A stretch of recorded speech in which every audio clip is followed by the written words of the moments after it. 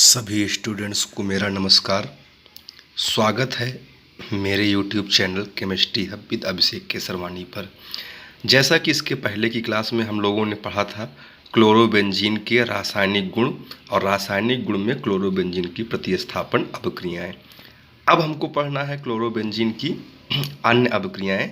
इसमें से पहली अभिक्रिया है क्या? अपचयन।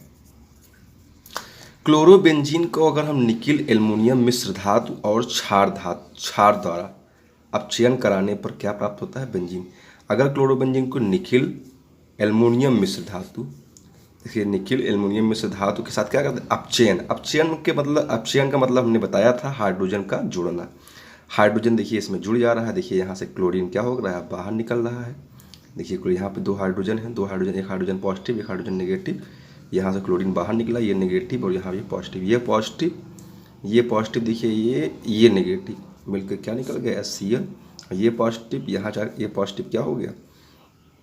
देखिए ये पॉजिटिव भैया जा करके नेगेटिव के साथ जुड़ गया, HCl बाहर निकल गया। ये नेगेटिव हाइड्रोजन इसके पॉजिटिव वाले पे जाके जुड़ गया, बेंजीन बन गया। आप जानते हैं क्लोरोबेंजीन को आप C6H5Cl लिख सकते हैं। यहाँ जब Cl नेगेटिव निकालेंगे तो इसके ऊपर पॉजिटिव हो जाएगा। ये नेगेटिव अगर इसको चाहें तो अन्य मेथड से कर सकते हैं। ये नेगेटिव और ये पॉजिटिव आपस में मिलेगा तो ये Cl निकल जाएगा, और ये नेगेटिव मिल जाएगा तो क्या हो जाएगा? C6H5S6 हो जाएगा। अगली अन्य अभिक्रिया है वुर्ज-फिटिंग अभिक्रिया। इस साल के बोर्ड एग्जाम में पूछा गया था, यूपी बोर्ड के एग्जाम में ये अभिक्रिया पूछा गया था। क्वेश्चन कई बार पूछा जाता है कि ऊर्ज अभिक्रिया और वुर्ज-फिटिंग अभिक्रिया में क्या अंतर है। तो स्टूडेंट, जो ऊर्ज अभिक्रिया होती है वो हाइलो एल्केन में होती है, और ऊर्ज-फिटिंग जो अभिक्रिया होती है वो हाइलो एरीन में होती है।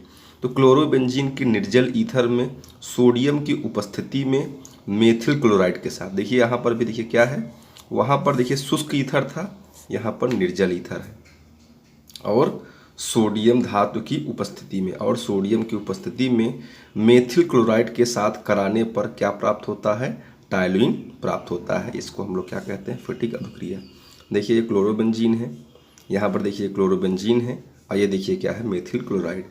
यहाँ पर देखिए ध्यान देना है ऊर्ज फिटिंग अभिक्रिया में, आपको ध्यान देना है कि ऊर्ज फिटिंग अभिक्रिया में एक आपका रहेगा हाइलो एरीन, तो एक आपका रहेगा हाइलो एल्केन। देखिए हाइलो एरीन की अभिक्रिया हाइलो एल्केन से हो रही है, किसके प्रेजेंस में? सोडियम के प्रेजेंस में। सोडियम क्या करता है? अपने 2 इलेक्ट्रॉन को लॉस कर देता है, तो सोडियम के ऊपर पॉजिटिव आ जाता है। यहाँ पर देखिए ये लॉस करता है, अपना क्लोरीन निकालता है, इसके ऊपर नेगेटिव, इसके ऊपर पॉजिटिव। ये क्लोरीन निकालता है तो इसके ऊपर नेगेटिव, इसके ऊपर पॉजिटिव।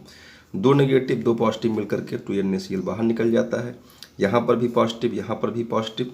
तो जो 2 इलेक्ट्रॉन ये लॉस किया था इसको दे देते हैं, तो 1 इलेक्ट्रॉन से अपना ये जो खाली होता है उसको भर लेता है, और 1 इलेक्ट्रॉन एक्स्ट्रा होता है तो इसके ऊपर देखिए क्या होगा? नेगेटिव। पॉजिटिव नेगेटिव आपस में मिलकर के CH3 C6H5 CH3। जब बेंजीन रिंग के ऊपर कोई CH3 जुड़ा होता है तो उसी को हम लोग क्या कहते हैं? टायलुइन। इस प्रकार से वुर्ज फिटिंग अभिक्रिया समाप्त हो जाती है। अगली आती है बेंजीन रिंग की प्रतिस्थापन अभिक्रिया, जो कि बहुत ही इंपॉर्टेंट अभिक्रिया है। नाइट्रीकरण। क्लोरोबेंजीन की सांद्र नाइट्रिक एसिड और सांद्र सल्फ्यूरिक अम्ल के मिश्रण। देखिए जो नाइट्रीकरण कराते हैं वो नाइट्रिक एसिड और सांद्र सल्फ्यूरिक एसिड अम्ल की उपस्थिति में कराते हैं। तो आर्थो और पैरा पर क्या होता है? नाइट्रो समूह जुड़ जाता है, जो कि क्या होता है? ये आपका नाइट्रो समूह NO2 के ऊपर पॉजिटिव जुड़ जाता है, जिसको हम लोग बोलते हैं आर्थो और पैरा क्लोरो नाइट्रो बेंजीन का मिश्रण बोलते हैं। अब देखिए स्टूडेंट, ये हमारा देखिए आप जैसा कि जानते हैं ये हमारा क्लोरोबेंजीन है।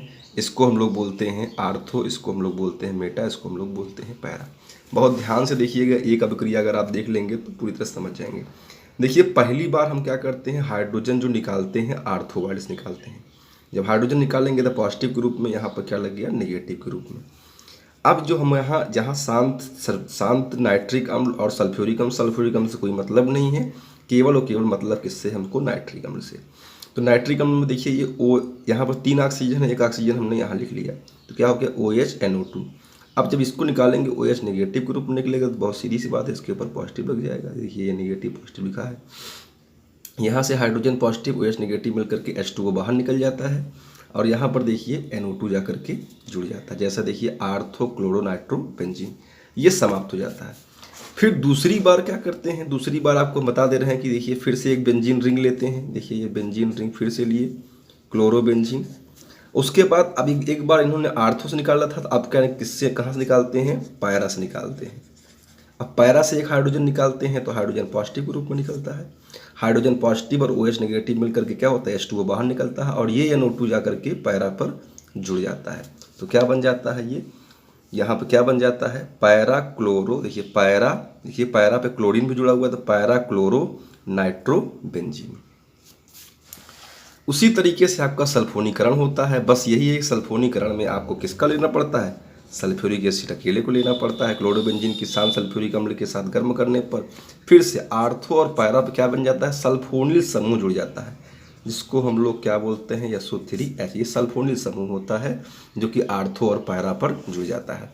देखिए H2SO4 को यहाँ पे OH SO3H, इसको अगर आप अलग करेंगे तो ये निगेटिव और ये पॉजिटिव होगा। देखिए ये निगेटिव ये पॉजिटिव।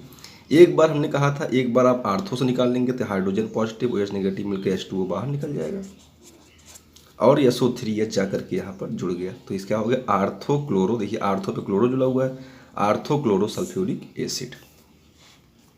उसके बाद फिर से दूसरी बेंजीन, फिर से एक बार फिर से आपको बता रहे हैं, फिर से आपको ये लेना पड़ेगा, क्लोरोबेंजीन फिर से लेना पड़ेगा।